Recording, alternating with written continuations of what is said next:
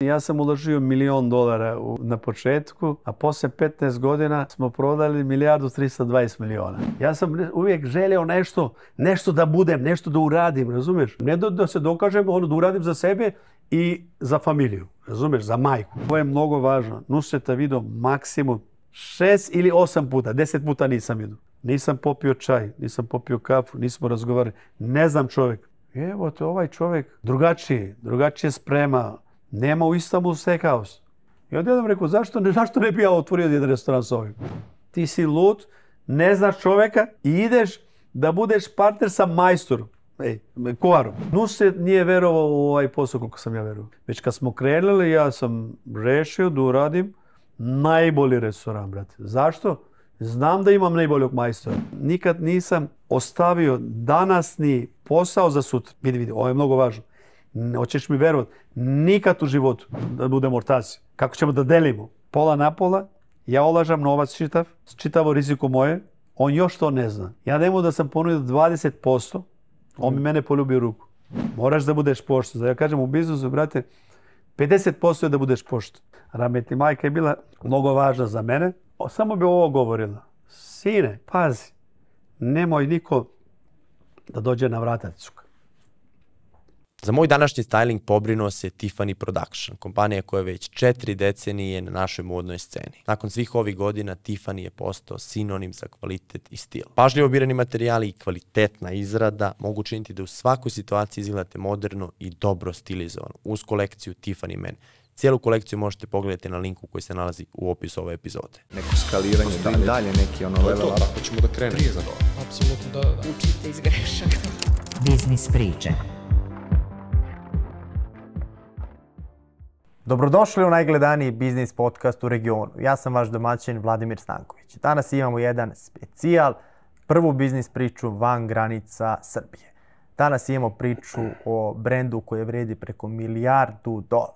Zaštitno lice tog brenda svi znate, to je Nusret, ali ne znate ko je taj biznis čovjek iza tog brenda koji je to pokrenuo, a to je osoba sa naših prostora, Mitko Murić, i on je danas moj gost. Mitko, da li da kažem dobrodošao ili dobro mi došli? Vi dobrodošli. Bolje te našao, Mitko. Dugo smo se dogovarali da snimimo ovu epizodu. Evo, nekako su se stekli ti uslovi. Došli smo ovde da snimimo, da ljudi vide ne samo tu priču, već da vide šta se krije iza te priče, da vide kako to vizualno izgleda. Ajde još jednom, dobrodošao. Hvala.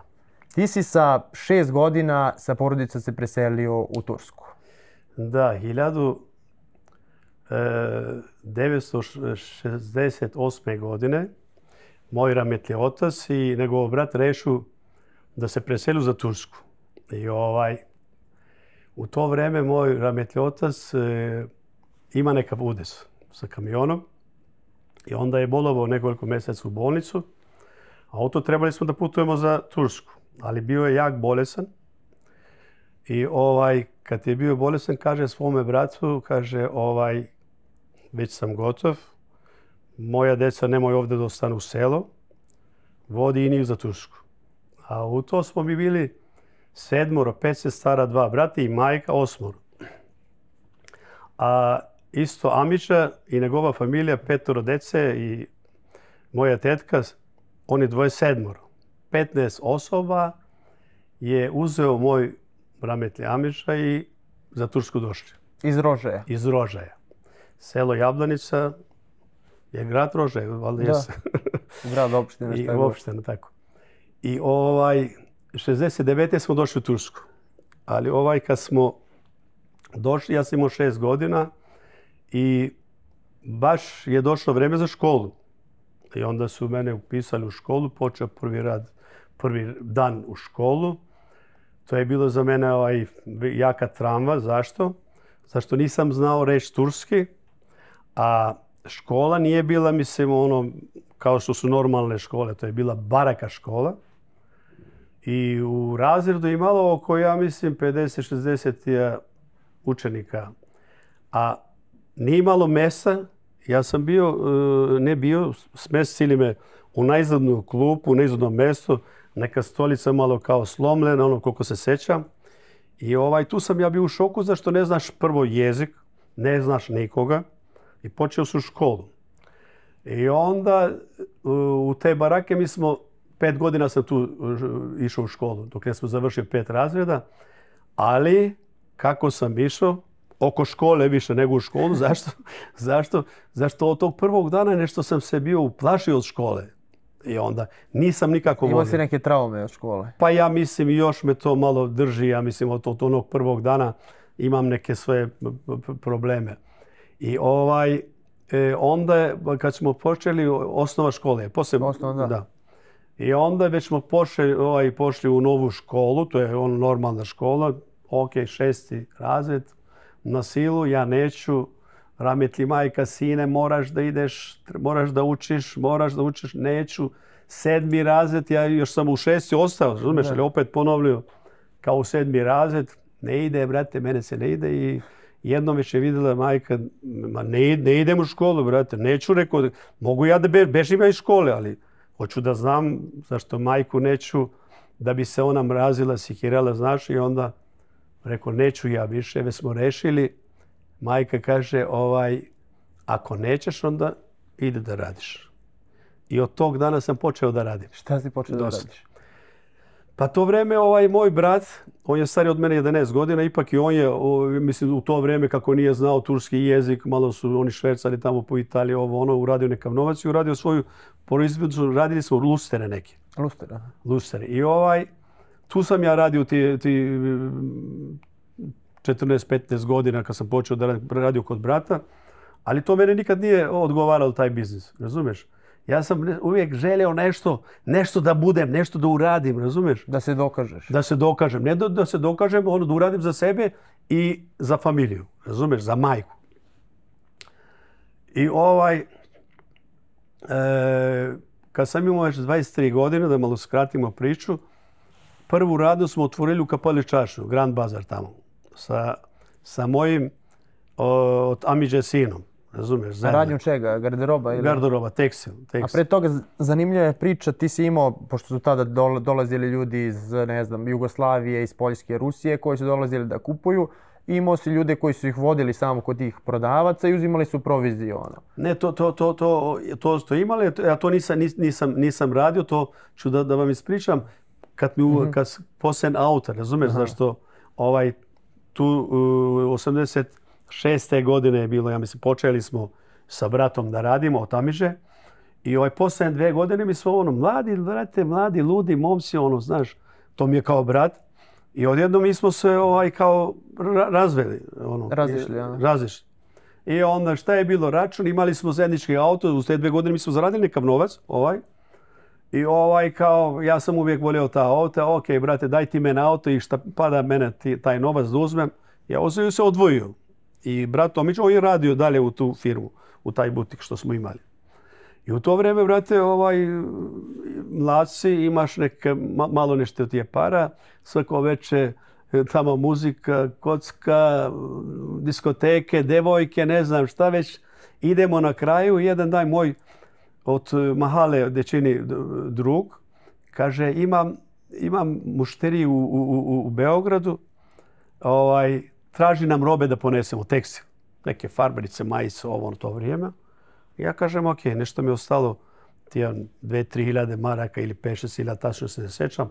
I on uloži jedno 5-6, oko 10-15 hiljada maraka mi uložimo u tu robu i da nosimo za Jugoslaviju. I sredimo mi to, spakujemo robu i nađemo autobuse. Zašto ovo pričam? Zašto je ozbiljno zbog auta koji putuju za Nemačku autobuse, 2 spratni nemačke tablice, zašto kad prođu na jugoslavensku granicu, kad dođu, idu tranzit. Niko ne traži, a mi plaćamo njima neku veliku tu torbu ili kufer, 100 maraka za jednu tu torbu. I mi tu robu ponesemo za Jugoslaviju. Prođemo i granicu, a ja sam sa autom pratio autobus, a ta moj drug je bio u autobusu. I prođemo mi granicu, jugoslavensku, već smo u Jugoslaviju, i u to trebam da uzmem gorivo za auto. Dokle sam uzeo gorivo, autobus je otišao. Razumiješ? I u to vrijeme ja sam se izgubili smo mi sa ortakom kontakte. Imao sam samo jedan broj mušterija što je trebao da uzme robu. Zovem ja tamo tog gospodina. Žena mu se javlja, kaže, nije ovdje, otišao je negdje vani, valjda za Italiju. Pa kako, kažem, trebao je da čeka nas da uzme robu. Ovo ja planiram, zašto uz putu, na autoputu treba da uzme robu, razumeš? Da rastovarimo auto i da vozi. Rekao, gde mi je partner Besko, kaže, ostavio ovu adresu, kad se ide za Zagrebu, Okučane prva, kad se ulazi kao Okučane, prvi restoran. I ja sam to već u nekam motel spavao, sam, mislim, zašto sam bio sa autom, ortak mi je otišao tamo u taj Okučano, taj restoran, i onda izutra kad sam ustao, zašto nije sada kao sada da uđeš u Google gdje je Okučani i ovo, a ipak ja sam od 6 godina otišao u Tursku, ne znam Jugoslaviju, ne znam put, ne znam nikoga. I onda sam na recepciju pitao kako trebam da idem do Okučana. Da nađem ovog partnera, druga. I onda oni su meni objasnili lijepo tam kako treba. Ja sam u auto seo, bam tamo do tog restorana. Našao sam partnera i on mi je ispričao priču kao nije došao da uzme taj robu. On je rastovario u taj restoran kod toga čovjeka. Ja mislim da ga nismo znali ni njega, ne sećam se. I tu je robu rastovario on. Mi smo bili 2 dana tu i kasnije smo krenuli za Beograd da nađemo novu mušteriju da prodamo tu robu, razumeš? Već ipak taj gazda restoran, on nam je uradio veliko, kako kaže, dobro, znaš. Dobro, da, učinio. Ostavio robu, bre, to je ipak bilo puna garaže robe, nije bilo nešto malo, znaš. Ipak to je švers. I onda smo otišli u Beogradu smo spavali, hotel Beograd, još ja mislim da ima taj hotel. Izutra kad smo ustali, vidjeli smo da nam nema auto. I onda na recepciju šta je, gdje je, kažem, ne znam, možda je povukla pauka. Pauka, da. Neke reči, ne mogu sjetiti. Idem pauka, milicija, nema ništa. Već vidimo da su ukrali auto. U to smo u miliciju izjavili da se ukralo auto. 3-4 dana ortak se vratio za Tursku, a taj moj drug. Ja sam ostao sam. 2,5 mjeseca u Beogradu. Bez para. Šta si radio? Bez para. I ti je prvi nedelju dana sva u hotelu. Poslije nedelju dana, brate, nema para. Već smo završili taj keš što smo imali. Ostalo nešto malo. Računam ja kako. Zašto ostao sam u Beogradu da nađem auto. I onda to vrijeme su bile stare gospođe do, mislim, 11 sati pred hotel bi čekale da dođu, da uzme mušteriju da izdaje svoju sobu u kući. Aha. Ja sam 2,5 mjeseca u Beogradu, sve ko večer tako išao kod ti je gospođa spava. Različiti. Po 10, 10 maraka platiš, brate, i spavaš. Ali u drugu spavam, ne znaš koji lik, da li je lopov, da li je ubistvo, da ne znam. To vreme, ali mlade godine. I u to vrijeme, 2,5 mjeseca sam sve probao da nađem auto, a i probao sam da prodademo ovu robu, zašto roba nam tamo leži kod ovog Okučane. I onda zove moju jednu mušteriju, ispričam priču, rekao, priča je ovako, ukrali sam auto, imam robu, da li možemo to da prodademo? Kaže, ok, ja ću ti to pomoći, prodat ću robu, ali treba malo vremena da ti isplatim. Ok. Već smo se mi dogovorili, kad se vraćam za Istanbul, da mi donese novac taj dan. Mi smo se dogovorili sa mušterijom kao u subotu ili nedelju skrećali su autobusi za Tursku i u 12 sati su krećali, 12 sati nema nikog. Ja zamolio šofera aj još pola sata, zašto to mi je čitav moj finans, moj kapital. Zašto auto mi se ukralo, što uzmemo te robe, što smo ponijeli. Već 1 sat nema nikoga, brat. I morao sam da se vratim kući, bez auta, bez para, bez ništa. Razumiješ? I onda, kad sam se vratio u Tursku, u Istanbulu, nije bilo lako. Zašto nije bilo lako, brate? Ipak sam bio mlad, imao sam nekav super posao, biznis, radio u mlade godine, ali sada si ostao i bez para, i bez posla, i bez auta, i bez ništa. Ja. I onda baš imao sam baš jake probleme, ali nešto sam radio dobro. Svaki dan ja bi ustao i kao da bi išao na posao, ja bi otišao u Kapaličaši, u Grand Bazar. Zašto to vrijeme se radilo mnogo jako, imao je jak biznis, zašto su dolazi iz stare Jugoslavije, Česke, Mađarske, Poljske. I svaki dan ja idem, brate, nemam samo koliko da platim znaš, auto, ne taksi, bus do Kapaličašije. U to vrijeme kad sam jedan dan kod moga prijatelja u butik svratio da popijemo kafu, zašto, brate, nema šta da radiš. Posjetiš društvo, svako radi svoj posao. I jedan momak kaže, imamo ovdje mušteriju, ispričali smo tvoje auto iz Beograda, kao, kaže da mogu najti to auto. Brate, ja sam već kad sam krenuo iz Beograda, ja sam zaboravio to, zašto 2,5 mjeseca to su sve raskomotali i prodali. Ja. U to kaže, aj brate, ispričaj priču, kao, ok, sedemo mi sa tim gospodinom iz Beograda, ja mu ispričam auto još jednom i čovjek se vrati. Ja opet zaboravim. Poslije 10 dana čovjek zove ovog moga druga, kaže, dajte Mitku broj, našao sam auto. Oni panika zovu svi, gde si, vrate, našli su ta auto, kao srećni i oni. I ja zovem ovog momka iz Beograda, rekao, vrate, kako je auto, ima tablicu. Kaže, nema ništa. Kako nema ništa? Nema tablica, samo motor i auba, znaš. Sve odnijeli, ja. A to vrijeme ja sam taj auto bio, to je turski bio Fiat, sredio felme, kako se kaže, od Trelika, široke, Pioneer, muzika, zvučnaki, ludilo za to vrijeme. Sve to, brate, odnijeli. I kažem čovjeku, rekao, brate, ja nemam 100 maraka da dođem, jer moja, kaže, ništa nema tablice, nikav dokaz, ali auto je kao što si ti ispričao. Koja boja je bila? Ma zelena neka boja, zato volim zelenu boju. I rekao, ok, negdje sam našao jedno 200-300 maraka od ramete i majke, ja mislim uzao. I otišao sam prvi autobus do granice Turske. Prošao sam granicu, zašto ovo moram da ispričam, zašto do auta je baš ona ozbiljna priča i to auto je za moj život mnogo važno je, ispričat ću kasnije. I prošao sam granicu da brže idem do auta, razumeš? I onda sam stopirao za Beograd. I to vrijeme su puno iz stare Jugoslavije dolazili sa automa na Švec, u Istanbul, kupu robu i se vraćaju. I morao sam da stopiram auto koji je iz Beograda. I stane jedan gospodin, mi sa njim, brate, do Beograda uz putu ispričamo priču, stižemo u 7 sati, stigu u Beograd. Brate, čovjek pomogne, nađe mi nekakvu govornicu, tako? Ne govornicu. Zovem ovog momka što mi je našao auto. Rekao, ja sam ovdje, brate, 24-25 godina imam, nisam neka 26 godina. I dođe taj momak, brate, i odvede me do auta.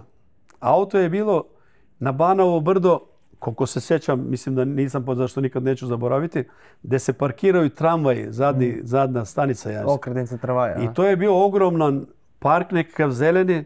U parku ostavili auto i stavili na one klince. Panjeve. Da. Panjeve. Brate, kad sam vidio ja to srećan, Bogu hvala, našao, ok, ali nema gume, nema ništa, nema sise, nema ništa, brate, samo auba i motor. I ovaj momak mi je pomogao da nađe neke gume.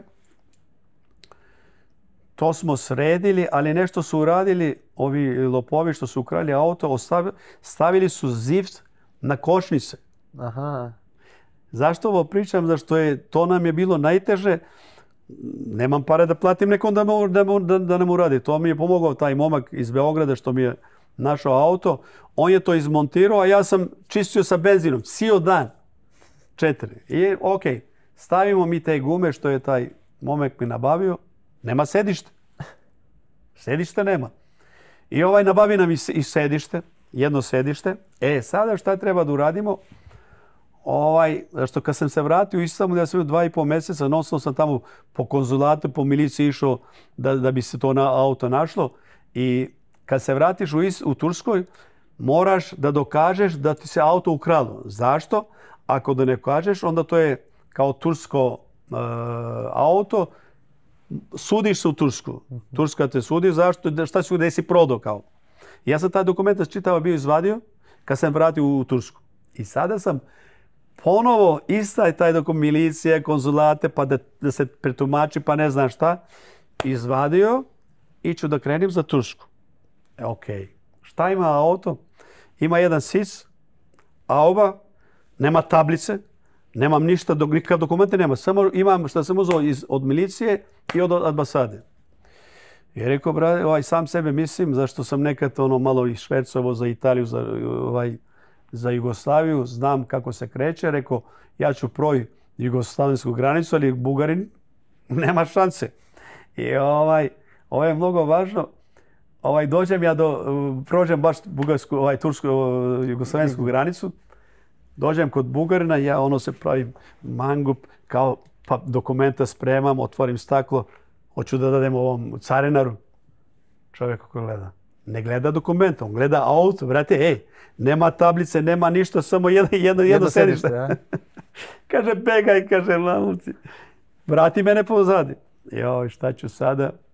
Još jednom ja gledam kad on uđe unutra, idem kod drugog carina da probam opet ništa, majku mu jebem. Izračunam što imam jedno 50-60 tija maraka to vrijeme. Rekao da kupim jedan karton cigara, jedno viski, da probam još jednom i da idem za Tursku. I baš tako uradim, kupim jedno viski, jednu karton cigara, idem kod carina, ali 4-5 sata tu sam dao borbu. Kažem, brate, rekao, ja idem za Tursku, evo molim te ovo da vas častim, pusti me. Ajde, kaže, begaj, kaže, udari pečat. I brate, ja sam doveo to auto u Tursku. Zašto sam ispričao ovu priču? Zašto auto je mnogo važno za moj drugi biznis. I dođem u Istanbul, ja to auto sredim, brate, uradim isto kao što je bilo. Imam kastifon, muzika, sve ok, ali nemam para, brate, za gorivo. Imaš auto, frajer si sve, ali nema para. Onda sam otišao u čaršiju isto svaki dan. Moj jedan drugar kaže, aj brate, kaže, zajedno kod da radimo, za što vrijeme se radilo više i sa Poljacima i sa Jugoslavenima. Imali su momci, ti moji drugari u čaršu, što su, uzme mušteriju i odvede u Zlataru. Prodade i uzima komisiju. Ide kod kožara isto, ide na tekstil, razumeš? I taj momak, on je znao polski, to vrijeme nisam ja znao polski. I sa njim sam ja radio jedno mjesec dana, brate. Mi zaradimo svaki dan 500 maraka, 1000 maraka, 2000 maraka, kako i mušterije.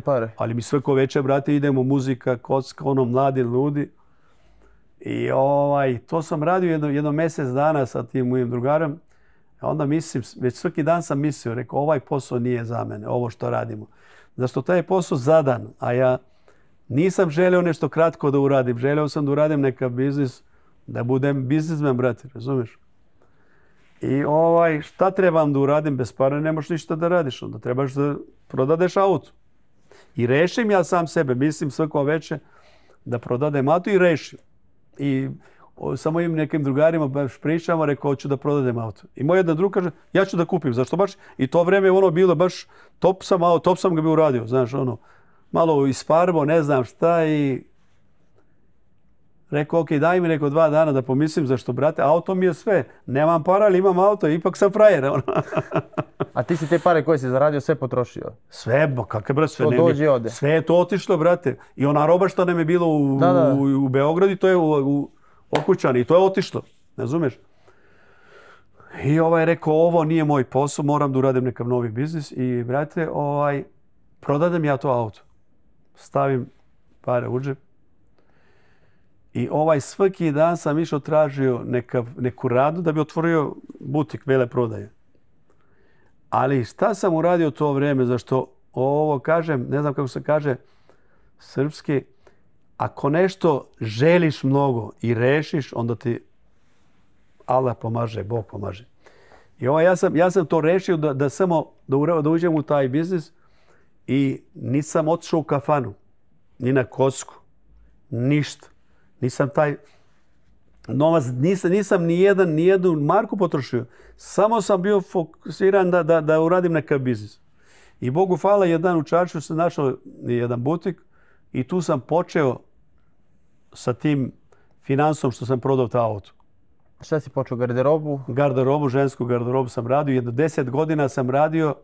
Prvo sam nabavljao robu od druge firme koji su proizvođači. I onda poslije 10 godina već sam ono baš uradio jak posao za tije 10 godina.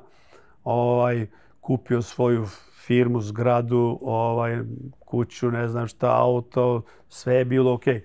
Izvini, 90. godine, zašto poslije auta kad sam prodao, kad sam uradio taj novu firmu, brate, ja za 2-3 godine sam uradio mnogo jake biznise i 90. godine, 89. 90. godine ja otvorim u polsku firmu veleprodaje.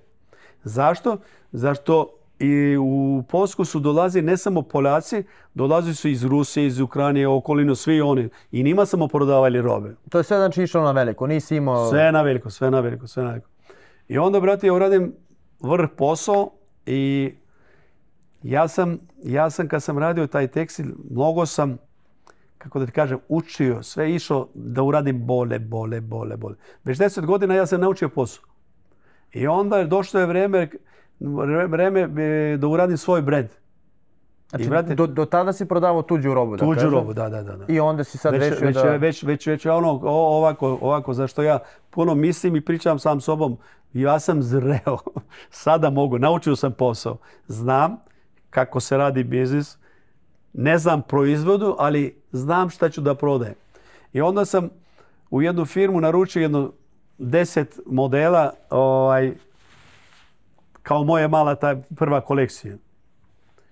I, brate, već kad sam prvi 10 modela, vidio sam da moja kolekcija nova, taj novi brand Vento Milano, mnogo je drugačije nego ovo što sam nabavljao druge firme. Znaš, zašto? Zašto ja sam to vrijeme putovao za Italiju, Francusku, Španija, London, svugde po svetu. Prvo smo slikavali, ali vidio sam sa slikom donešao su u Tursku, zašto tekstil nije bilo veliko profesionalski. Nisu znali da uradi. Onda sam kupovao modele. I kupio bi na pijacu 10 maraka, kupio bi u Roberto Cavalli 2000 maraka. Majicu. To vrijeme, prije 25-30 godina. I onda, brate, to mi je krenulo, taj dizajn, moj brand. Radio sam 25 godina. A kako si došao do naziva to Vento Milano? Pa imao sam ja dobre kontakte sa ljudima. Uvijek. Zašto sam ja radio taj tekstil, ima dve vrste konfekcije tekstila u Tursku i sam kao svugde. Ima jedni što šiju za Tursku, što šiju robu, a ima jedni što šiju za eksport. Za Italiju, za Francusku, za Njemačku.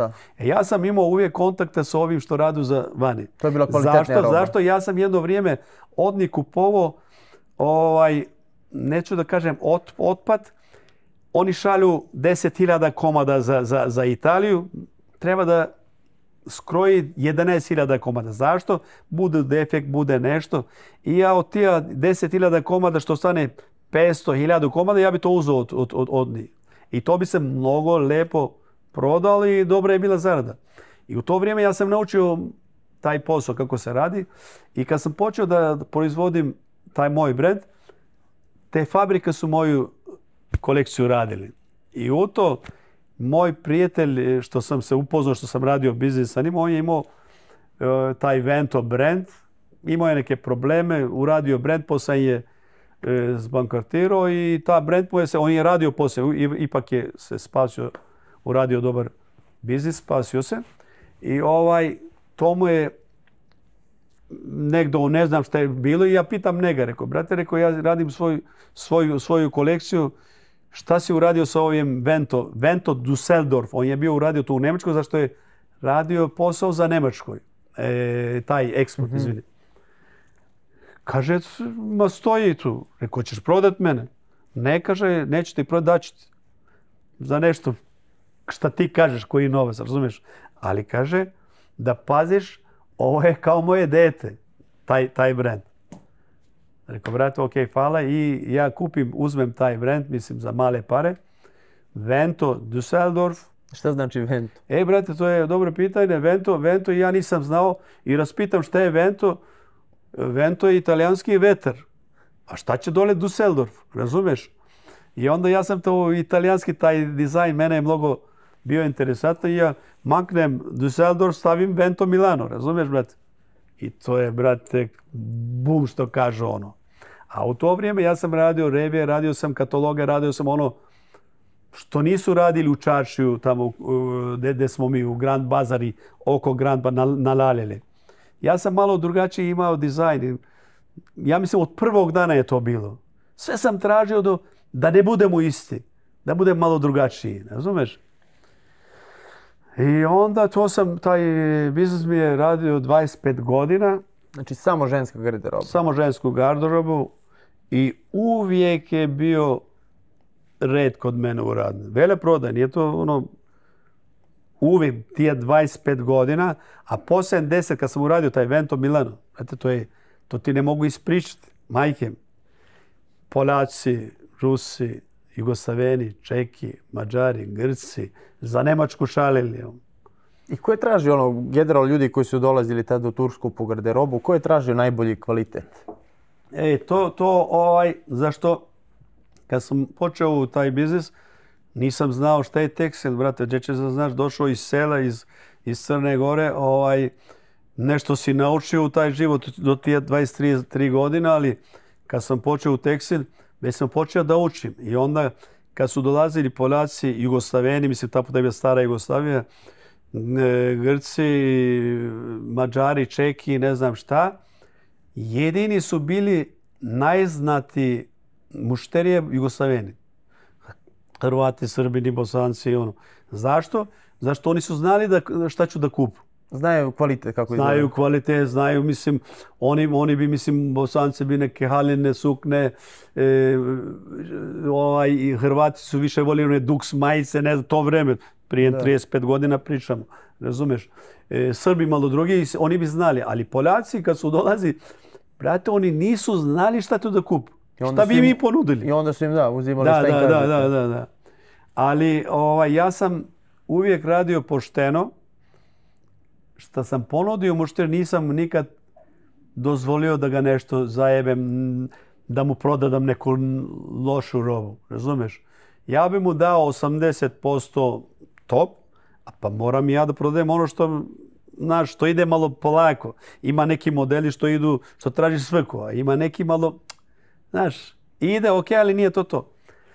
I onda sa Poljskom sam radio mnogo jako. A kako je izgledalo to? Kako su radili sa Poljacima kad dođu Poljaci i Rusi? Odmah vodka na 100 i tek posle biznis. Ti to nisi teo da radiš? Ja nisam teo da radim, zašto to vreme u Čaršiju pa taj vremena, kako da ti kažem, brate, Poljaci vole da popiju. Rusi volu. Rusi su kasnije došli, prvo su bili Poljaci i odmah ne treba da mu ja otvorim nešto. Poljak donese vodku, otvori i popije. I onda kad popije, lakše mu prodaš šta god ti hoćeš. A ja nikad nisam dozvolio u radu da se pije alkohol. Samo posljen biznis kad završim prodaju, onda sam dozvolio da popijem mušterije. I nisam dozvolio moji radnici da piju alkohol. Nisam ni ja pio. Dođe moj prijatelj, sedimo, pričamo, razgovaramo, muzika, ok, ali u biznis nikad nisam dozvolio. U koje godine? Već kad sam imao 27-8 godina, ne sada, ok, sad mogu da sam... U te godine nisam to teo da dozvolim. I onda su bila i prevara u Čarši. Šta se dešavalo tad? Pa sve su znaš, dođe čovjek, popije, ne zna šta će da kupi, kaže, Jugoslavenu to ne možeš da uradiš. Polaci sam puno radili, ali život je taki. Ali to nije bilo, da kažem, dugoročno, sad ti ljudi ti se ne vrate sljedeći put. Pa oni su radili to vrijeme dok je bio taj biznis, zašto je bio jak biznis u Čaršiju, ma samo ko nije teo da radi, nije zaradio novac. Ko je bio len. A ko je bio radnik i ko je teo da uči, on je uspeo i je nešto uradio. I mi smo baš mi Bošnjaci što živimo u Istanbulu, pa već svi smo dolje u Čaršiji uspjeli, svi.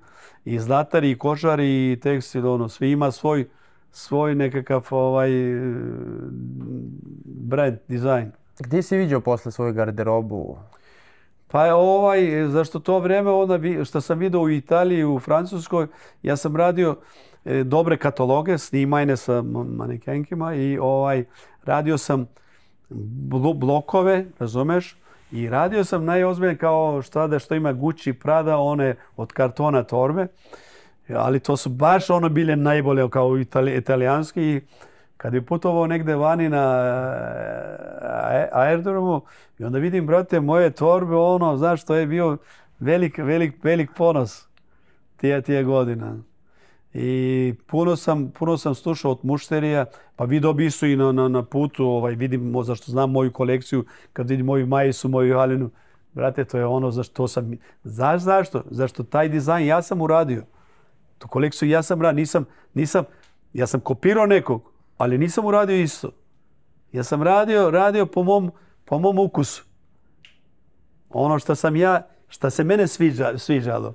I onda kad vidiš tako nešto je bilo, ponekad važnije nego novac, razumiješ? Ovo sam ja uradio, razumiješ? Sad spomenuli smo koliko ti je bio bitan taj zeleni automobil koji su ti ukrali pa si posle našao. Sad kad si zaradio prve pare na tom brendu, šta si kupio od automobila? Pa 93. godine u Poljsku radim taj biznis, top, isto u Istanbulu. I onda 500 SL Mercedes Cabrio novo izašlo, u Tursku nema, imaju jedno 2 3, mislim, i oni to samo vozu na vikend. I onda ja rešim da kupim taj Mercedes Cabrio 500 SL. Ma nema, u Turskoj je koštao oko 360.000 maraka, to se sećam. I onda ja idem u Njemačku, kupim auto, vozim ga za Poljsku, tamo ga registriram poljske tablice i dovedem ga u Istanbulu. 93. godine. To kad je došlo u čaršiju, brate, baš moj jedan drugar došao što nije u čaršiju Turčin i došao kod mene na posjetu. Kaže, brate, ti si ovdje kao Roberto Cavalli. Pa, brate, 500 SL Mercedes, nemoj u Istanbul, ja doveo u čaršiju. Ali uvijek sam imao taj merak za, kako ti kažem, za automobile, za sebe. Ja bi sebe častio, tako da ti kažem. Častio bi sebe, zašto ja sam to zaslužio. Ja sam radio, brate, svaki dan te prve godine, mislim 15-20 godina, dok te sam već što kažu, brate, sad imam sistem radi. Izutra 8 sati, uveče 10, 11, 2, svaki dan. Kod nas nema praznik. Bajram, kod nas je, znaš, Bajram je mnogo važan. Brate mi, ne samo ja, čitava čaršija radi. Zašto dolaze mušterije? Nisu otvorio radu. Brate, ode mušterije. Ne čeka. Koliko ti u tom poslu značila ta škola? Rekao si, nemaš formalno obrazovanje, ali si u Kapali čaršiji pekao taj zanat prodajni, učio si od onih starih prodavaca, zlato, koža. Koliko ti je to značilo kasnije u prodaji? Pa ja mislim da sam srećan. Počeo sam na pravo mjesto da radim biznis. Zašto Kapali čaršije 1461. godine, to je sultan Fatih Sultan Mehmet naredio da uradu Kapali čaršije i to je, ja mislim, prvi tržni centar u svijetu. I tu su bili Jevreji, bili su Surijani, bili su Grke i razni su bili, kako ti kažem, to su bili i majstori i biznismeni. Turski se kaže esnaf. Esnaf, pa da. Ja. Esnaf je mnogo važan reč. Zašto? Sada nema esnafa. Esnaf je kad da reč treba da se poštuje. Ovo sam proskočio kad smo počeli da radimo biznis u čaršiju, zašto već sam ja prodao auto, ali kupio sam radnu, sredio, već sam tija 7-8 hiljada maraka što sam prodao ta auto, otišlo. I onda imam vizit kartu, doći da pokažeš tamo. I onda sam ja sa tom vizit kartom otišao u firmu što je proizvodače i kao, selamu alejkum, imam butik, imam radnu, treba mi robe. Dajem kartu, naručim robe, oni mi šalju. Nema Nisi plaćao, ništa da. pare, samo reč. Kako se reč radio? Svaki petak bi dolazili iz firme da se isplati roba, razumeš? Koliko si prodao i ne tražu ljudi ono sve. Uzeo si za 50.000 maraka robe.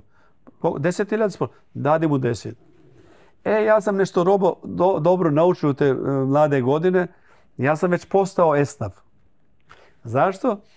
Koji go je došao moj proizvodač gdje sam kupovao robu.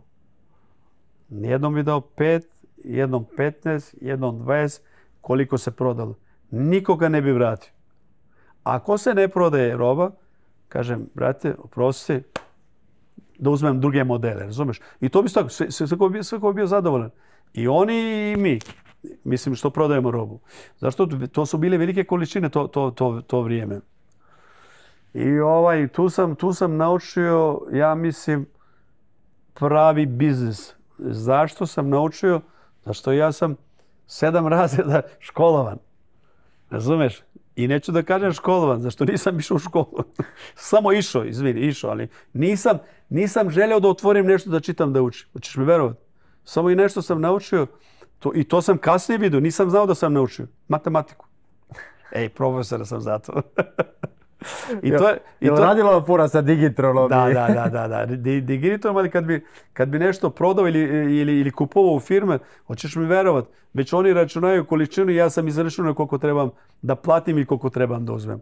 Toliko sam bio sposoban u to. Znači glavno iz škole si uzeo. Da. Škola, ovo je mnogo važno. Važno je za mladež da bi nešto uzeli od moje priče. Svaki dan, ako nešto učiš, naučiš. Pa šta sam ja znao u biznisu? Šta sam znao u tekstil? Ništa, brat. Ništa. Ali, brzo učim. Vrlo brzo učim. I sada sam radio velike biznise. Ne znam, ali Boga mi sam odmah sposoban naučiti. Naučit ću. Da. Mnogo brzo. I ne bojim se od ništa. Mogu sa svakim da radim biznis i Bogu hvala sam radio taj biznis 25 godina u Kapali Čaršiju. Svi znaju, uvijek sam bio ovdje. Prvi put sam pao, zato sam ispričao auto. Bogu hvala, pao sam, ali kako sam pao sam ustao sam sobom. Niko mi nije pomogao. Jedini Allah. Jel nije bilo dalje u tom biznisu nekih velikih takvih problema ili je sve išlo uzlaznom putanjom? Vento Milano, jesi imao tu nekih problema posle ili kad je krenulo? Nije bilo problema, neke sam probleme ja sam sebe radio. Zašto? Brate, tu smo mladi bili, volio sam ja malo, sam bio ja kažem nikad nisam ja bio onaj klasičan biznismen. Samo da radim za novac. Ja sam živio, pa volio sam i da kockam, znaš. Malo sam tu ponekad radio probleme sam sebe, znaš. Ali nikad nisam ostavio danasni posao za sutra. Vidi, ovo je mnogo važno. Hoćeš mi verovati, nikad u životu. Nikad. Ako treba danas da ću raditi nešto, ja ću to danas završiti. A ima, pa vidim, više sada i ova mladež i sutra ćemo. Nema, brate, sutra. Posebno kad uđu pare, pusti posao. Pa i pare si rekao, ja ovako mislim, pare je lako zaraditi. A teže je sačuvati. Eto. Znači, i u biznisu lako uraditi neka brand, neka posao. Ali i to je teško sačuvati. Ako si to sačuvao, onda ti si uradio, ne uspeo. Zašto svi mi grešimo kao ljudi. Ja sam od tih malih godina pratio sve kako je uspeo i onda vidim čovjek je pao dole. Kako je pogrešio. Ili nestao, bravo. I onda ja sam baš sam se bojao. Strah me bilo da ne uradim tu istu grešku. Zašto pred nas su bili u Kapali Čaršiju ozbiljni zlatari ljudi. To su bili momci, brate, lepota, sposobni sve. Brate, čovjek poslije 40 godina, 45 godina, polako već je sedi kući kao pod penziju. Ja to nisam dozvolio sebe. Volim uvijek da budem u igri i ako Bog da bit će. Ti si to znanje, ako pričamo sad o modi, išao bukvalno na izvor. Kad putuješ u Italiju, Francusku, Španiju, ideš na odmor, ali šta radiš? Obilaziš butike, gledaš gdje možeš da dobiješ inspiraciju, ideje, kupuješ to da bi nešto napravio od toga. Jednom da ti ispričam priču, zašto ja sam živio od te prve godine kad sam zaradio novac.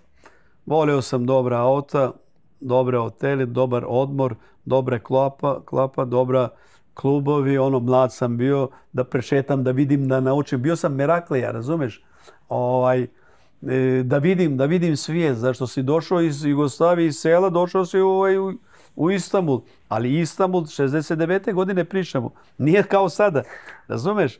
Ali ipak za nas Bošnjaci nije bilo lako, ali mi smo to na brzinu smo uspjeli.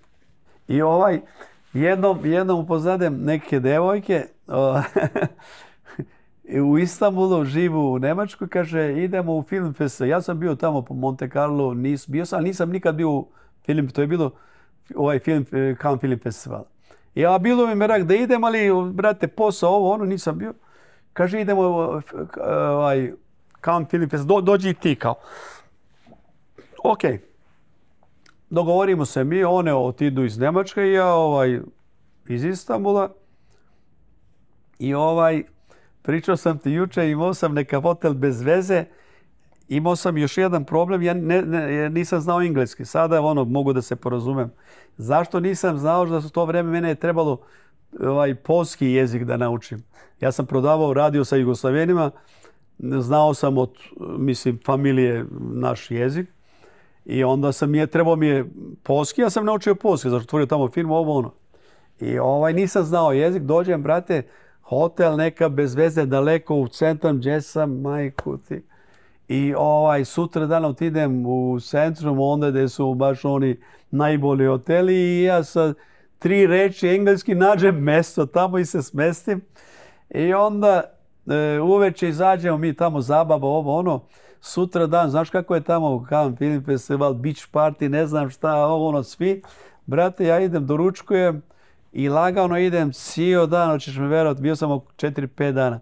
Svaki dan, shopping mall, svaka ulica, svaka radna koja mene interesuje da uzmem modele. Cijel dan sam ja nosio torbe, modele što sam tamo kupovao. I brate, to je 2006. ili 2007. godine je bilo, dođem u Istanbul, uradim kolekciju od tamo što sam uzeo te modele. To mi je bio najjača kolekcija u cijelo vrijeme. I to, mogao sam ja tamo, brate, da devojke, imao sam drugarice i beach party, ne znam šta. Ne. Tamo zašto znam da mogu da nađem dobro i baš sam našao najbolje modele.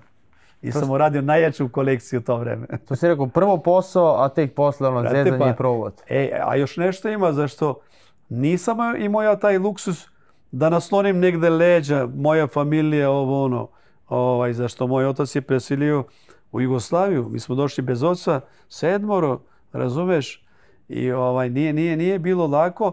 I uvijek sam to pazio da ne bi negde izgubio ovo što imam u ruke. Zašto bilo je mnogo važno od tije mojih malih godina, rekao sam ti danas, ja sam želeo nešto da budem. Hoću nešto da budem. Možda pomisliš, čovjek nije školovan, brate, došao u Tursku, znaš kako je? I onda. Ali, ko želiš i ko radiš, onda nemaš šanse. Negde ti Bog pomogne. A, još nešto treba u mom životu, mnogo je važno. Moraš da budeš pravilan. Jesam dobro rekao? Pravedan ili pošten, možda bolje. Pošten, bravo. Moraš da budeš pošten. Ja kažem u biznisu, brate, 50% je da budeš pošten. A ti je 50%, tu je i škola, tu je i rad, tu je i oko i kontakti i sve je kompletno. Ti si to lepo rekao, imao si u okruženju ljude koji su radili na drugi način, brže pare, više para zarađivali od tebe, ali posle par godina vidiš da ih nema nigde. Da. A rekao sam nikad nisam gledao da zaradim nešto na brzine jako. Nikad. I ne želim. I sada ne želim. A zašto? Šta god dođe brzo prođe, već sam ja to u puno mojih drugara video. Onda, brate, trebaš lepo da se oznojiš, pa da trčiš, da radiš i da budeš pošten. Još nešto je u te moje male godine, tako ti kažem, kad sam počeo u biznis, rahmetli majka je bila mnogo važna za mene, za nas svija. Samo bi ovo govorila. Sine, pazi, nemoj niko da dođe na vrata.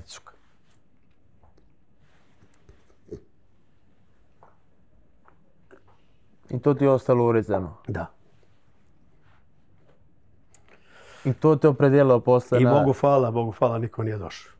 Sad spomenuli smo da si voleo i hedonizam i da pojedeš dobro i dobra kola. I sada i dalje ide. I dalje ide, ali iz tog, da kažem, hedonizma došli si do drugog biznisa. Da nije bilo tog hedonizma, da nisi bio toliki ljubitelj, ne bi došlo do toga. Ti si voleo da spremaš, da praviš, da gostiš ljude, da spremaš roštilj.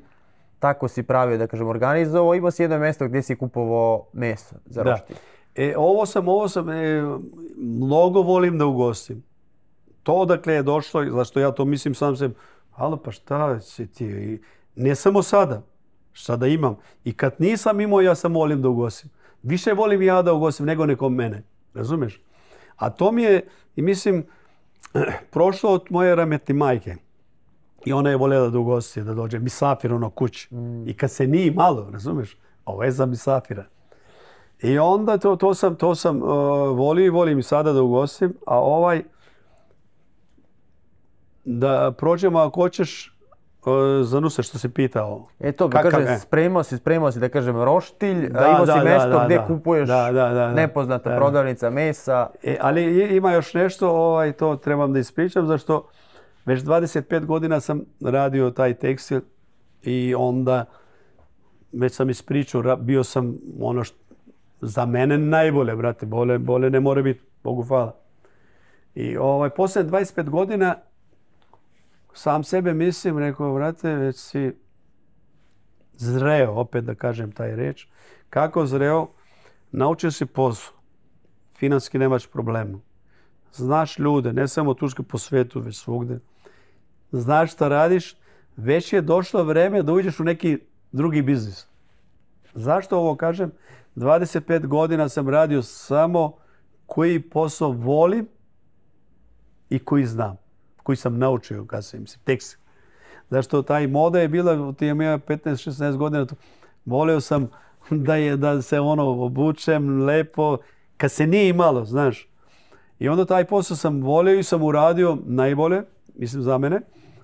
Nikad nisam mislio da uradim nešto drugo. Nikad. Zašto? Brate, ja ovo radim, ja moram ovo da sačuvam prvo, razumeš? Što smo malo prije govorili. Prvo, ovo što sam uradio da sačuvam i da idemo dalje dokle mogu, razumeš? Ne treba mene drugi biznis. Ne treba ni više para. Zašto smo, Bogu hvala, to je ogromno sme pare zarađevali. Razumeš? Ogromno. I posljednje ti je 25 godina, već evo, kao došlo je vreme, mogu da uradim nešto drugo. Ne mogu, treba, mislim. I u to vrijeme to sam ja samo mislio. Nisi znao šta? Nije ovo da uradimo sutra ili za 3 mjeseca. Došlo je vreme, ali trebam da nađem tačno vreme i taj posao, taj biznis. Važno je, ja ovo sam malo prije rekao, trebaš prvo da želiš, od to zgoro tala, razumeš? I onda on će da ti pokaže nekakav put. Ali neće, ako nešto ne želiš, pa neće niko neće ni da ti daje ni da te pokaže, a ne Allah, razumeš? I u to vrijeme smo mi kod moga prijatelja u kancelariji igrali tavle, ponekad poker sa društvom, tu su biznismeni dolazili i malo bi se popili i onda zašto gdje je Nusret radio, taj restoran Günaydin bilo je blizu tog moga druga kancelarije. I drug bi naručio od tog restorana meso. Pečeno dođe. I mi smo ručali, kao super. I nisam ja znao Nusreta to vrijeme. Taj brand znam, ali Nusret nisam znao. I kao, super je meso, kaže, ovaj majstor je super, taj moj prijatelj, drugar priča mi. Rekao, brate, imam, na vikend goste, hoću da mi dođe kući, da radimo grill, da pravim grill, kaže, hajde da naručimo neko meso, može? Može, brate. Ja naručim meso, malo, što kaže, više. I to meso nam oni pošali. Živo meso ti da spremaš? Živo meso da nosim kući da pečem ja. Ja sam otišao kući, sve gosti otišli, ok. Poslije drugu nedelju, i opet smo mi kod prijatelja tamo, kod tog drugara, opet dođe hrana od tog restorana, opet naručim ja za drugi vikend. I te rede sam otišao ja da uzmem meso u taj restoran. A taj Günaydin je imao kao i mesara. A imao je da ti on isprže. I da on ispeče, razumeš. I Nusreta nikad nisam vidio u životu. Otišao sam isto ovako, selam aleikum, ko je Nusret? Kaže, ja sam, rekao sam naručio, ja sam kao Mitat Erdem. Kaže, gospodine, odmah čekajte, sad ću da vam ja spremim, već on sprema. I odjednom je izvadio na jedno parče hleba jedan čevap. Kao probate ovo. Brate, šta je ovo? A znaš kako je?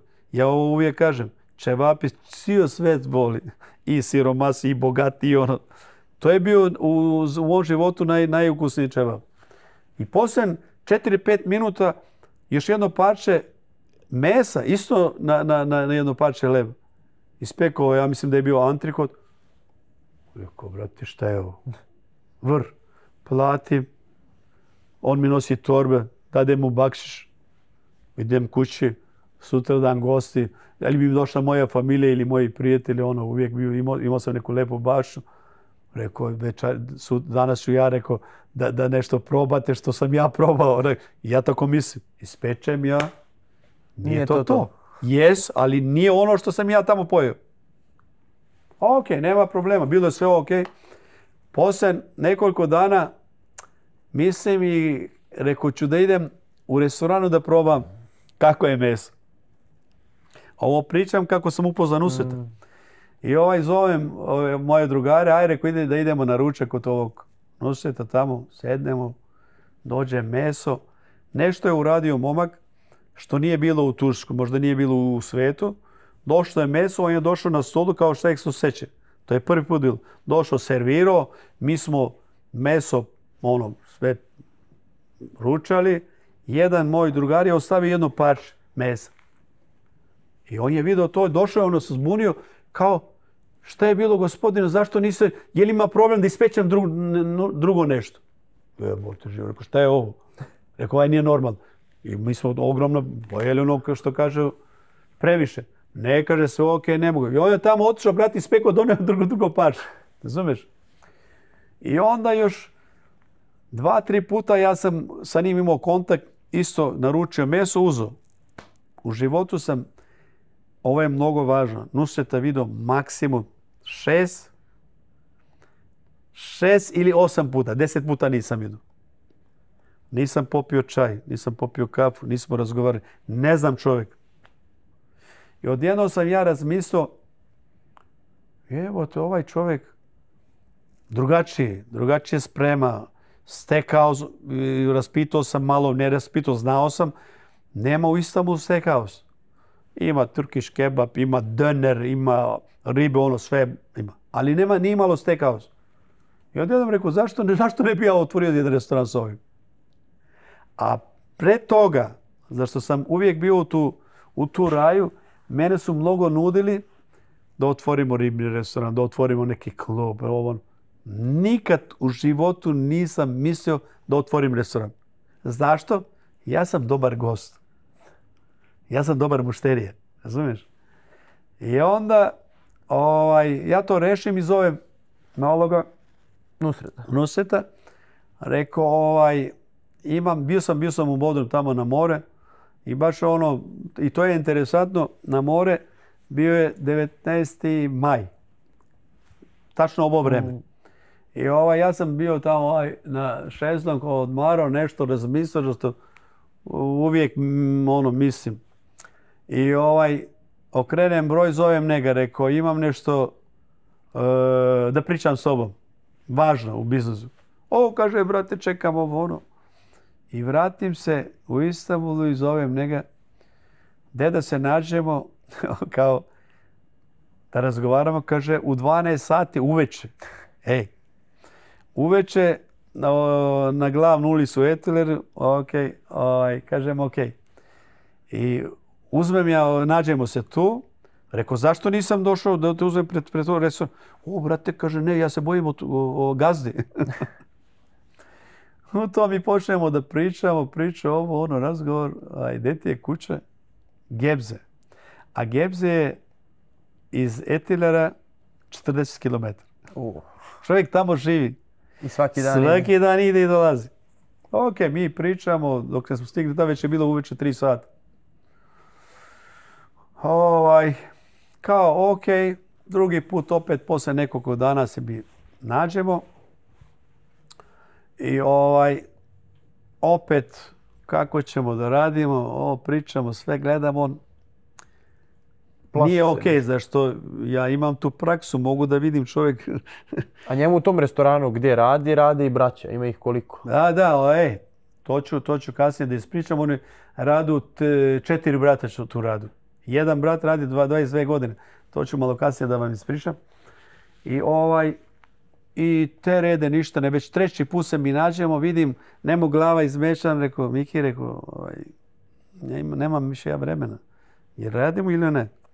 Kaže, ja sam rešio da radimo, zajedno da otvorimo tu firmu i mi se dogovorimo.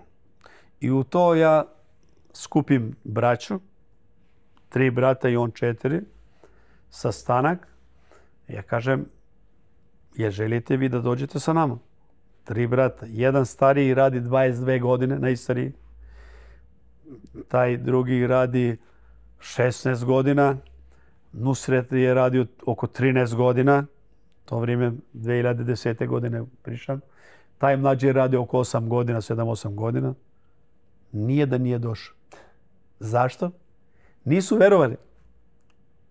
A ja sam verovao čovjeka što nisam vidio, što nisam popio kavu. Razumeš? Rekao, nema problema. Ja sam mu rekao da pitam. A on je pristao, on hoće. On hoće, da. Onda mi smo se već dogovorili. U to, ne znam čovjeka, brate, idem u biznis. A ko je bio model? Šta ti njemu predložio? Radimo pola partner? Ne, sad ću to da ispričam. Ja sam nešto uradio ovdje mnogo ozbiljno, mislim. Zvao sam ovog moga prijatelja što zna on Nusret. On njega bolje zna nego ja. Zašto poslije sam naučio i on je nudio Nusreta da otvoru restoran. I zovem ja njega telefonom. Rekao, brate, imam jedno pitanje. Rekao, ja sa Nusretom sam nešto rešio da radim. Šta misliš ti? I čovjek je ovako, to sam osjetio na telefonu, je stao. Kaže, dobro je, mišljenje, ali nema šanse da uzmeš njega od te firme da radi. Rekao, brate, hvala ti. Ja sam uzeo što mene, ja sam rekao, fali za tvrju, ali uzeo sam ono što je mene trebalo. Mi smo se dogovorili. I onda ja sam njega pitao, kako ćemo da se delimo, kako ćemo da bude da budemo ortaci. Kako ćemo da delimo? On ovako, baš ovako je stojio. Tako, brate, kaži, šta imaš mišljenje, to ćemo reći. Kaže, 49 da dajem njemu, 51 nije. Ja sam rekao, okej. Pola na pola, ja ulažem novac čitavo riziko moje. Rekao sam, okej. A nešto on još to ne zna. Ja njemu da sam ponudio 20%, on bi mene poljubio ruku. Hoćeš me verovati? Ja sam to znao. Ali sam nešto specijalno uradio. Volim ja da se deli. Zašto? Brate, on će da radi, ja sam tako. Ja sam ipak gazda. Ja uložim novac, ali on je i mesar, i kuhar, i sve. Rekao, baš je ono bijedan izgledao to vrijeme. Nije izgledao tako je bio, zašto on je radio za $500-600 to vrijeme, 2010. godine. I mi smo se dogovorili, 49, ja sam njemu pola dao, razumeš? I Bogu hvala što sam tu dao, poslije kasnije sam vidio da sam zašto ako si pravilan, Allah tebe pomaže. Zašto? Već poslije nekoliko mjeseca mi smo popularni bili u Istanbulu, već kad smo otvorili taj restoran, on je malo počeo da mu se meša mozak. Već su ga drugi ljudi malo nudili kao dođi, ja ću ti dat bole meso. A ko će da mu dade više? Niko. Ja sam ubežan. To je, da. Ko će da mu dade 70%? Pa neće. Razumeš? Znači, to je strategija koja se isplatila. Da. To je odlična priča. Šta su mu rekli braće? Šta su tebi ljudi rekli? Ušao si u posao, dao si ljudima koji kažeš da li pola smo ušli. Šta ti ljudi kažu? Ti si Jesi budala ili? Ti si lud. Ti si lud. Već kad sam ja rešio da otvorim restoran, ja sam pričao nekoliko blizim drugarima, prijateljima. Svi su isto rekli. Ti nisi normalan. Ti si lud, ne znaš čovjeka i ideš da budeš partner sa majstorom. Kuvarom, izvini. Majstor koji je sve isto, i majstor i kuvar. Ti nisi normalan. Svi su mi isto rekli. Koliko si para uložio taj biznis? Pa oko $1.000.000. Prvo nije bilo miliona, oko 600.000 i nešto. Onda smo se širili, odmah smo otvorili u podrum, zašto ovog brenda priča je mnogo interesantna. Već prvi mjesec počela je gužva. Treći mjesec počeo red na vrata. A ko su bili naši gosti?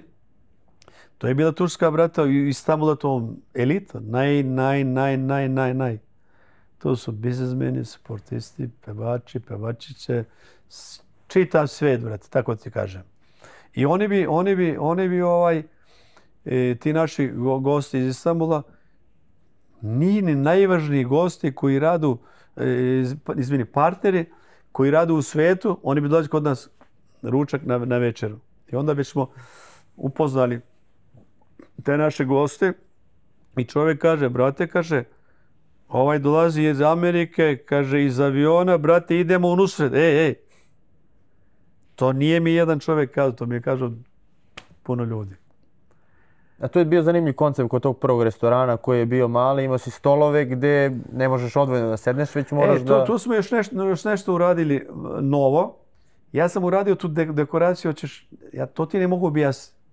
Koja tu bila ambijanta energija? Stolovi drveni, ali to nisu bili obični, znaš. Izbiro baš... Ja ovako uvijek i mislim, drvo živi, brate, ima nešto, ima neku energiju. Imali smo 2 stola, jedan je bio za 10 ljudi, ovaj drugi je bio možda i 15 ljudi, razumeš? I onda kad je gužva, ti dođeš sa devojkom, sedeš, drugi dođe sa familijom. Ili dođe 2 drugara i sedu na istom stolu. A Turčina nema šanse da sedne sa nikim koga ne zna. I mi smo to probali i nam je to krenulo, zašto nisam dao mušterijama druge šanse. Uradio rezervaciju, mjesto mu je to. Dođe, kaže, ja ovdje neću da sedim. I ja kažem stewardesski, kaže, izvinite, drugo večer da vam pomognem. Večeras nema. I ipak i nije malo, nema šanse.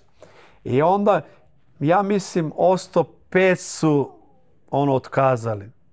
I koji se bunio čovjek, mušterija koji je seo u drugi red, kaže, brate, ću da sedim na ovaj stol. Zašto? To je bila raja, nikome nije smetao. I onda tu su bili razgovore, muhabeti, društvo, udružili se i baš se poneki su upoznali, kaže, moja familija, kaže, nismo se znali. I odmah ste otvorili u narednih par godina još koliko restorana? Ne, ja sam prvu godinu uradio još jedan brand i to je mnogo važno. Nusret Burger. Ta puta nije imalo Salt Bay. Nusret Burger. Mi smo gore na Etileri, a dole je isto Bebek se zove taj deo grada. To su, ja mislim, u Istanbulu dva deo grada Elitni. najelitniji. I ja sam što kažemo, tačku mesto otvorio, na najbolje mjesto, najbolja lokacija. I restoran i burger. I poslije treće godine, 2013. godine, je došla Doguš grupa. Oni su došli prvo kao gosti, Ferit Šajeng, što nam sada je partner, probuje meso, vidio šta je ovo, brate, šta rade ovo ljudi. I oni su prvo otišli kod Nusreta, kao da su ortači mi. Dođe mali, kaže mene, brate, kaže, imam nešto ozbiljno da pričamo. Sednemo, kaže, hoće Doguš grupa da bude sa nama kao ortak. Rekao, super. A ja ovako kao sadam. Ok. Zašto znam šta radim? Koliko je vredan taj naš brand? Imamo dva restorana, jedan burger, jedan ali vidim naprijed šta će da bude. I oni su došli prvi sastanak, kaže 50% za neki smo rešili bi 24 miliona vrednosti 2013. godine za jedan burger restoran i jedan steakhouse. Ogromna para, brate. Ogromna para. Da. Mene nije interesovalo. Ja sam njima nešto rekao, ne. Ja ću mogu da vam dajem 30%. I oni ne, mi ćemo 51. Ja nisam teo prvo jedan, drugi, treći sastanak. U to vreme mali se bio zagrio, jebote živo, brate, molim te, da prodadem. Rekao, polako, prvo ćemo da dademo 30%, poslije 2 godine vidimo koliko je i onda dajemo 50 i ti ja 21%. Mate, nije važno ovo, onda me čekajte čuvati ja 24 miliona dolara. I onda sam već vidio, rekao sam sebe, ako rekao mali, kaže ja idem. Već on je bio, zagrio se, brate, razumeš? Pa šta ću ja da radim? Uzmem 2-3 miliona dolara i ostao sam sam. Može da premene drugo ime, da stavi zašto. Već znam kako se radi ti brandovi kad se registrira. Nusret Gökçe, njegovo prezime i doviđenja, brate, ostao sam ja tamo sam da kuvam meso. I onda pomislim, rekao, ok, zovem, rekao, ajde, brate, dođite i potpišemo, prodademo 51. Pa Bogu hvala, nismo pogrešili, zašto nisam ja prodao zbog para taj 51. Ja sam samo za nešto prodao, zašto Doguš grupa je u Tursku baš jedna najjača firma. I jedna od najbogatijih porodica. Od jedne najbogatije porodice, a ovdje još nešto ima. Naš partner Ferit Šajeng, u Tursku nema jači vizioner od njega. Jesam dobro rekao vizioner? Da, vizioner, da. Nema, brate. Jer što pogledajte u svijetu što je on uradio, sve uspjelo. I najdrugačije od svakoga. Ima u Tursku bogati Važno je o šta si zaradio novac, razumeš? Šta si uradio? Koliko ima kvaliteta tu, razumeš? I taj čovjek je mnogo kvalitetan. A šta je on izjavio pre koliko 13 godina? Sa mnogo svetskih brendova je radio. Pa, to je bila prva godina i to je bilo neka intervjua sa novinarom. I on je rekao, u svijetu sam radio sa najjačim brendovima, firmama u svijetu. Nijedna nije bila jaka, glasna kao Nusret. I to danas sam ti pokazao tu novinu. I tu kreće dalje ekspanzija i širenje Nusreta. Da. Pa onda, baš kao što sam ja mislio, prvo smo otvorili Dubai i to je bilo, ja mislim, mnogo rizično za brand koji nije svjetski, Ali kad smo mi otišli u Dubai, nije imala nijedan svetski brand. Mi smo prvi bili i od tog prvog dana, i to je mnogo interesantno, od prvog dana kada smo tamo bili godinama, brate, kako su naši ti mušterije nas tamo i to je krenulo. A kad se desilo ono soljenje i čuveni moment viralnosti? Pa to smo, nešto smo preskočili, zašto svaki čovjek i svaki biznis ima svoju šansu. Ja mislim, naša je bila najjača šansa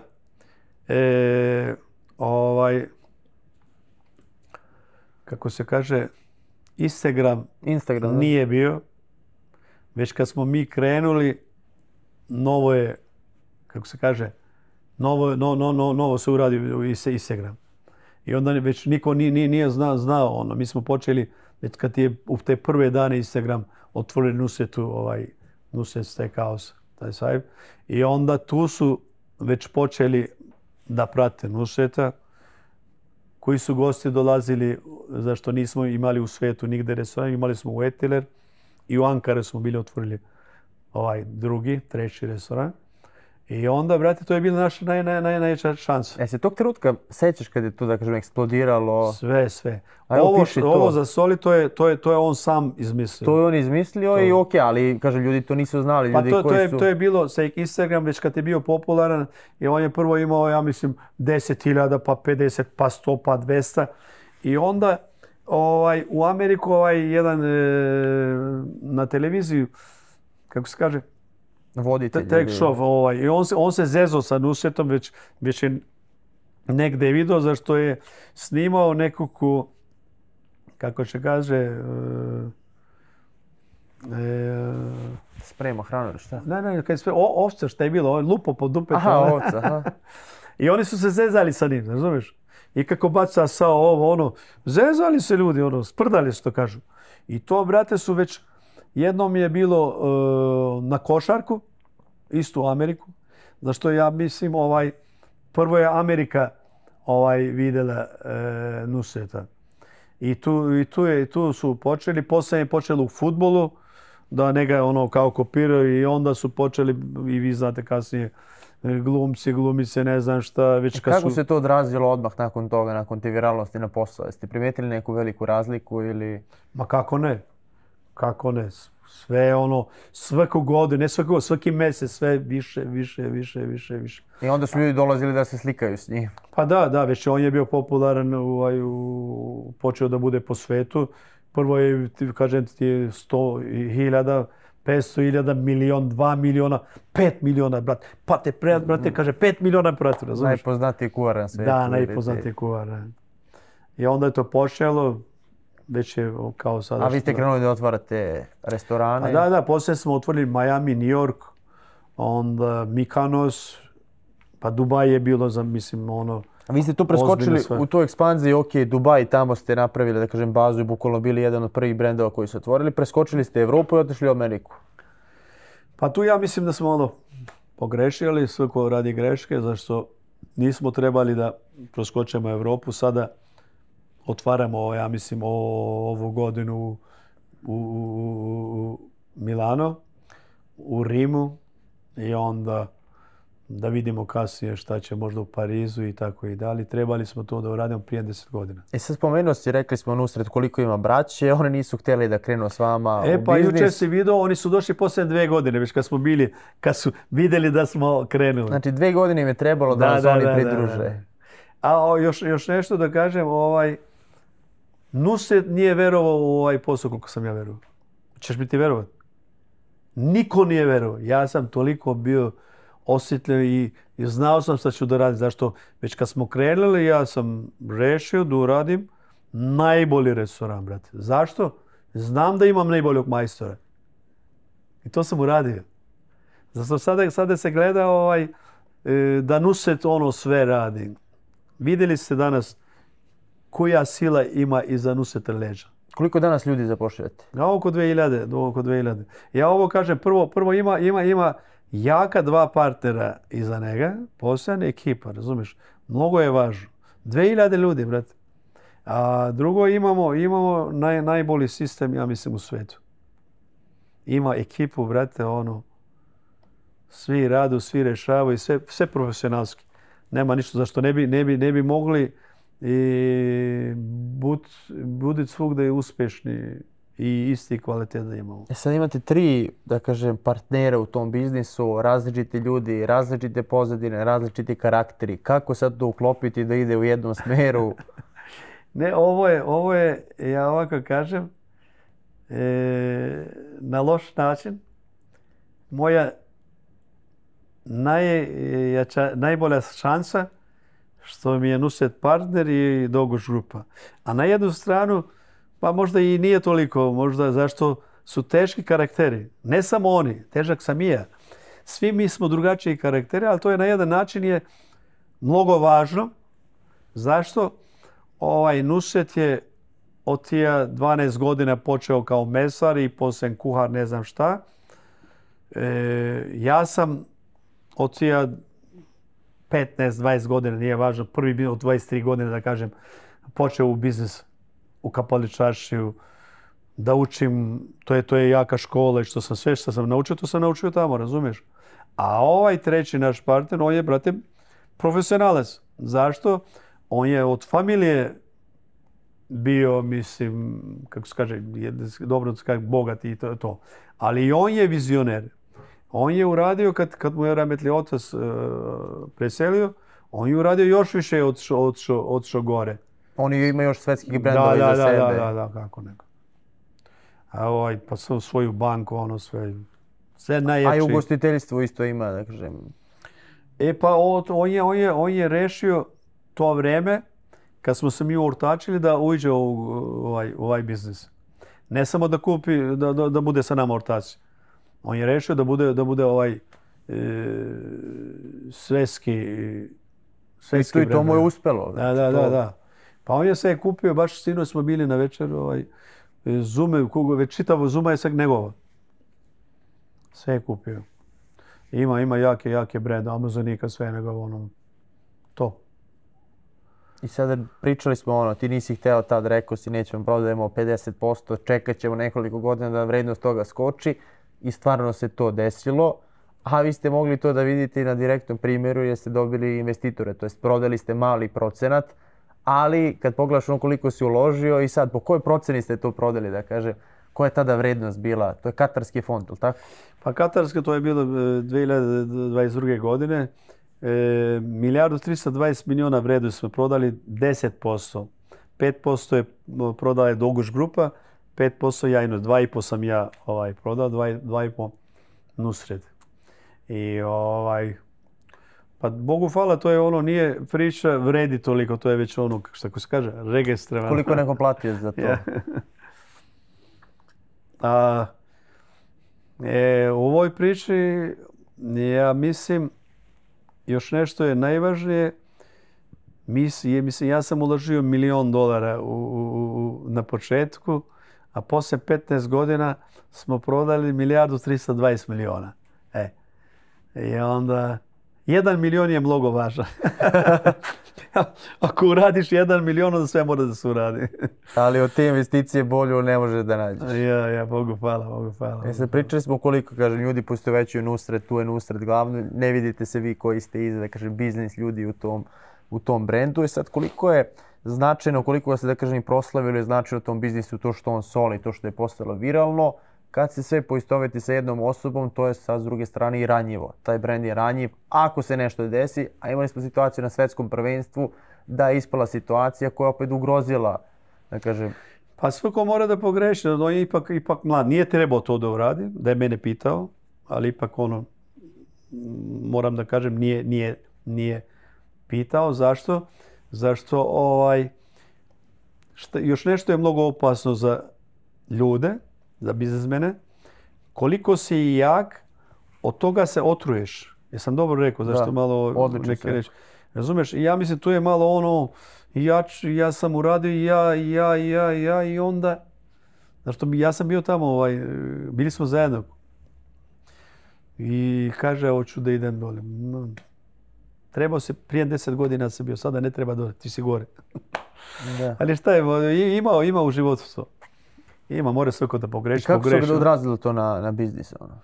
Pa malo smo imali probleme, više u Ameriku, ali ipak je, tu smo još nešto vidjeli. Jači je brand nego Nusret. Razumeš? Zašto Raja bi ovako mislila i bi mene moji prijatelji govorili kao ako nema Nusreta, šta će to ono? I onda Nusret brand je ostao ono što kaže na svoje meso i dalje se radi i dalje dolaze u goste zašto imamo sistem, imamo taj isti kvalitet, i Nusret isto radi sa Ekonom, valjda neće pogrešiti više. A i njemu koliko godina trebalo da od onog, da kažem, od fizikalisanja, seckanja, dođe do onog dela da reže samo meso i da mu to bude, da kažem, glavna stvar? Pa ja mislim od prvog dana nisam tačno razumio šta će da kaže. On je dugo radio u kuhinji, da kažem, prvo i u tom restoranu, pa i kod vas. Koliko vremena trebalo da prođe njemu 20 godina da bi došao, da kažem, do te slave da može sad da servira samo i da reže meso? Pa ja mislim sad nek treba malo da ostavi režajne mesa, malo da se skrajne, razumiješ, zašto brand je popularan, ima i svoj taj kvalitet i ja mislim da ne treba više da se radi šov. U prve godine je trebalo i uradili smo najbolje.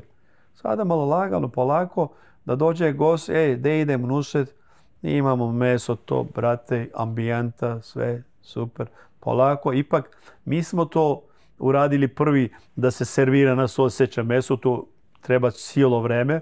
Ko ne bude Nusret, ima drugi, mislim, majstori što to rade i treba to da se pazi što meso lepo je kad dođe da ti seća šef na stolu i da ti servira. A kako se postiže ta standardizacija da ti sad kad pojedeš u jednom od 11 restorana u Istanbulu ili u Dubaju da to bude isti kvalitet, isto meso, sve isto, ista usluga? Pa u Turskoj vidio si danas kako radimo. Imamo ovdje baš taj sistem, taj magazin, fabriku gdje nam dolazi i meso i voda i salata i sve čitavo što treba za restoran. I otale u tom magazinu šalji se po sve restorana. I isti kvalitet je svugdje, isti servis.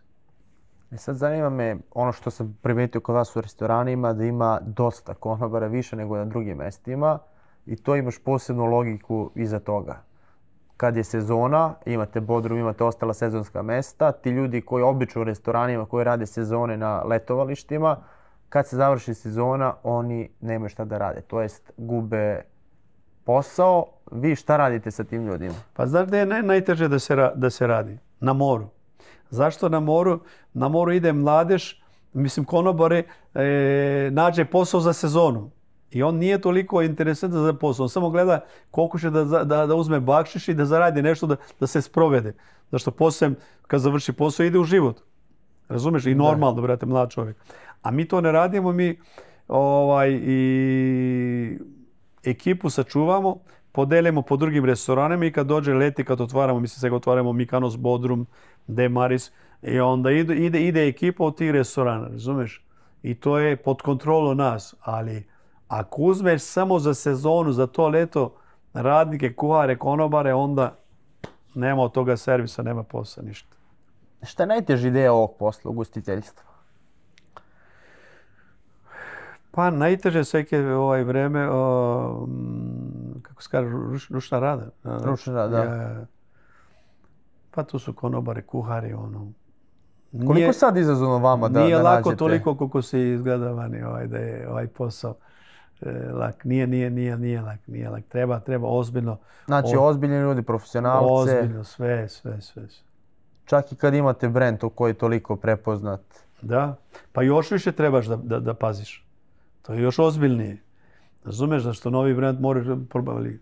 Sada, ne daj Bože, ako bude nešto, onda svi znaju, da. A koji grad vam je bio najteži za otvaranje? Pa nigde nije bio teško. Najzahtevniji možda, najzahtevniji. Nigde nije bio teško, nigde. Ali postoje razlike sad kako pričamo Dubaj, Turska, Amerika. Pa nama su govorili u prvo vrijeme, brate, kaže u Ameriku je teško, Dubaj je teško, tamo Arapi ovo ono. Nigde nije teško. Ja mislim da je lakše po svetu zašto svi traži ono da uradi sve legalno. I lako, brate, dođe, ako će da dobiješ neku licenciju, kaže trebaš ovo da uradiš i onda kontrolira ako je sve ok i ideš dalje. Spomenuli smo malo pre Dubaj, vi kad ste došli nije bilo drugih prepoznatih brendova, sad se situacija promenila, šta ćete vi sad tu da kažem da menjate? Pa ništa nećemo da menjamo, ćemo da menjamo dekoraciju, zašto već tamo smo, koliko, 10 godina, možda 11 godina. I ćemo samo da preminimo dekoraciju. I to treba, zašto je jaka konkurencija u Dubaji.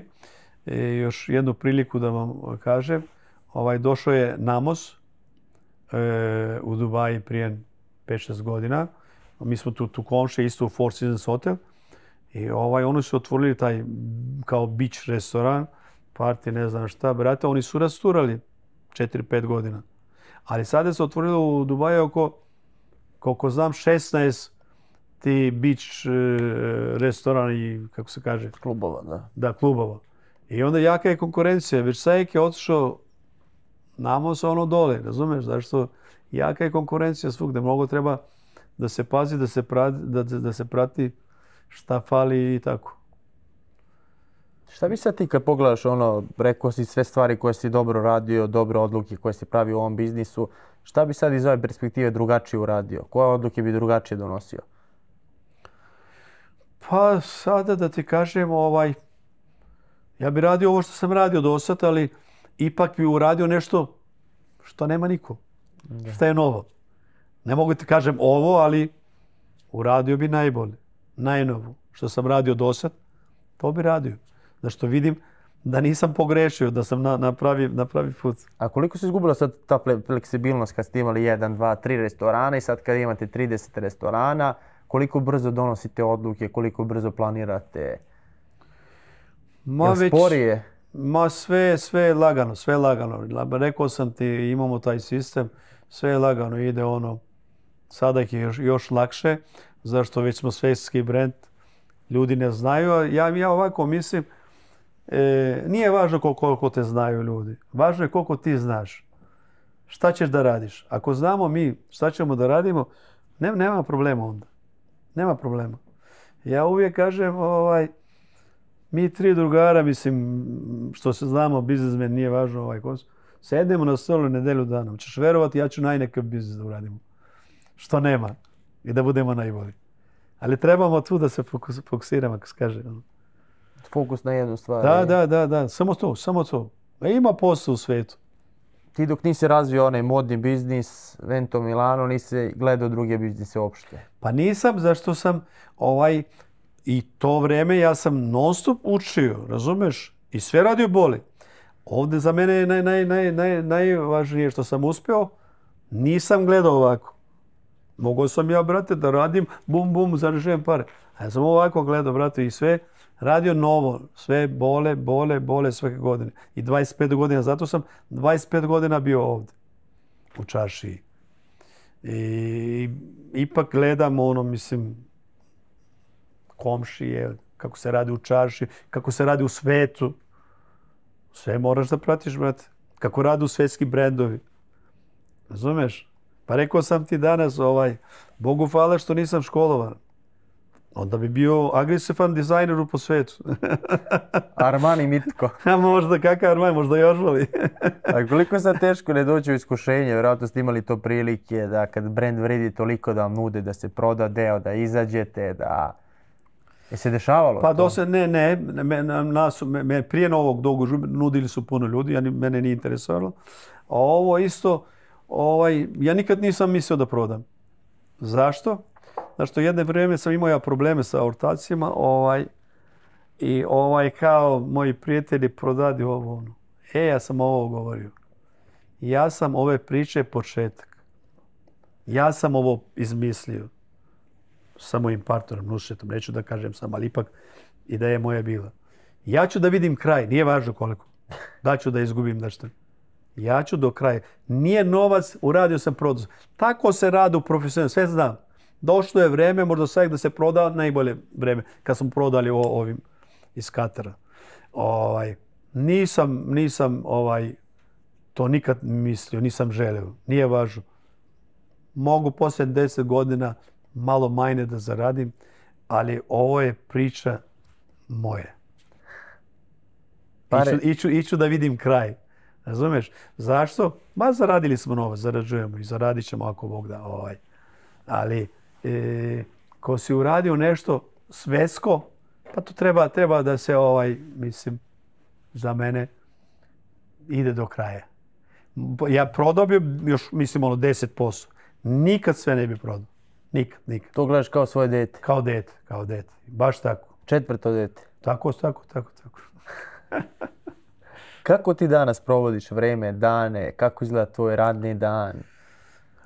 Sada je lagano. Kako ja planiram, tako ide. Zašto ja radim 35-40 godina sam u poslu. I radio sam mnogo jako. Mnogo.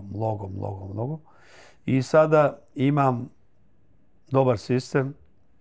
Ja više sam u našem biznisu, mi planiramo, mi rešavamo, mi vidimo lokaciju, mislim, partneri, ekipa, ja sam tu i onda ko nešto treba telefonom ili ko treba da se idem, sastanke ja rešavam po ovome vremenu, zašto ne volim da ustajem rano.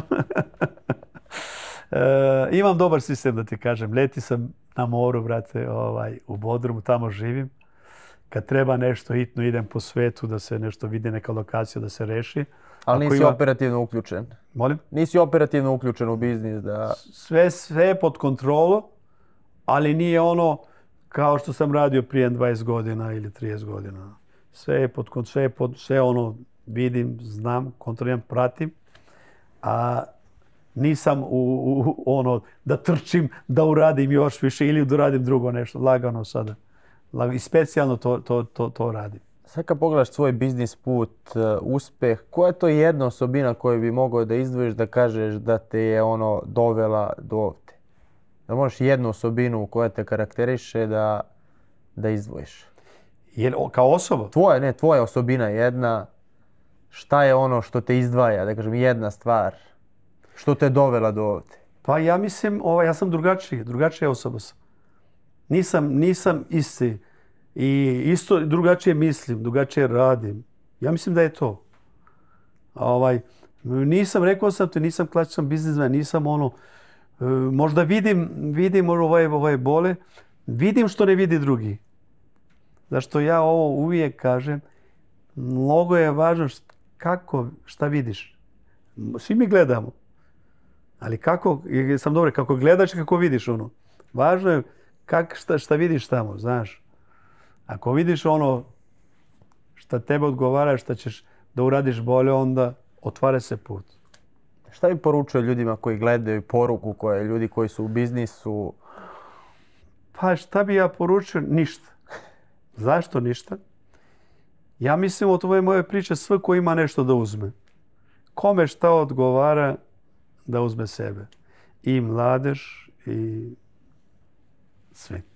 Mitko, hvala ti na gostoprimstvu. Odlična priča. Hvala i vama. Pa se vidimo onda uskoro u Srbiji, u Beogradu. Ako Bog da, volimo brate, Beograd, Srbiju, volimo. I vidjet ćemo se, ako Bog da. Ako Bog da, a mi se vidimo u narednoj biznis priči.